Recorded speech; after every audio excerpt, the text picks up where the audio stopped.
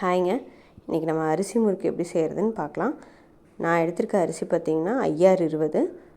நீங்கள் இட்லி அரிசி இருந்தால் இட்லி அரிசி கூட எடுத்துக்கலாம். இது வந்து நான் ஒரு 3 hours ஊற வச்சுருக்கேன்.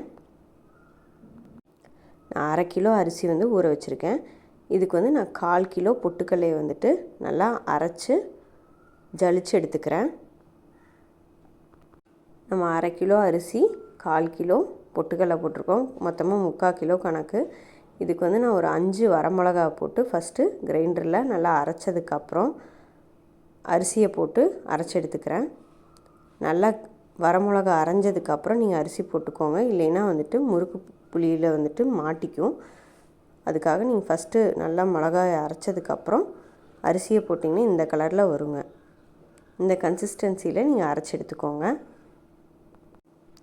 இப்போ நம்ம இந்த மாவு கூட நம்ம ஜலிச்சு வச்சுருக்க பொட்டுக்கல்லை, எள், ஓமம் இதெல்லாமே நம்ம போட்டு ஆட் பண்ண போகிறோம்.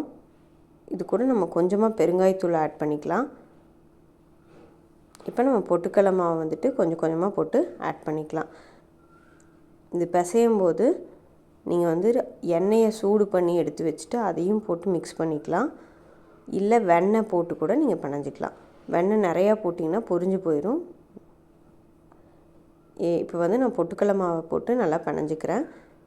நான் 2 இதாக பிரித்து வச்சுருப்பேன். ஒன்று வந்து வெண்ணெய் போட்டு பிணையிறதுக்கும், இன்னொன்று பார்த்திங்கன்னா எண்ணெயை வந்து காய்ச்சி அதையே போட்டும் பிணைஞ்சிருப்பேன். இப்போ 2ஆக நான் பிரித்து 2க்கும் எள்ளு ஓமமும் போட்டிருக்கேன்.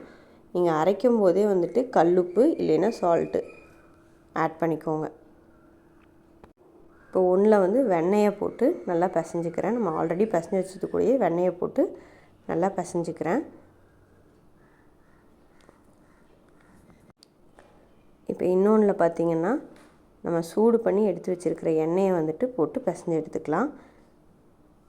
எண்ணெய் சூடாக இருக்கிறனால பார்த்து பிசைஞ்சுக்கோங்க. அது கூடவே நம்ம எள், ஓமம், பெருங்காயத்தூளும் போட்டிருக்கோம். இப்போ போட்டு நல்லா பிசைஞ்சு எடுத்ததுக்கப்புறம் இப்போ நம்ம முறுக்கு புழிஞ்சு எடுத்து வச்சிடலாம். உங்களுக்கு பட்டர் ஷீட் கிடச்சா பட்டர் ஷீட்டில் போட்டுக்கோங்க, இல்லைன்னா வாழை இலையில் கூட போடலாம்.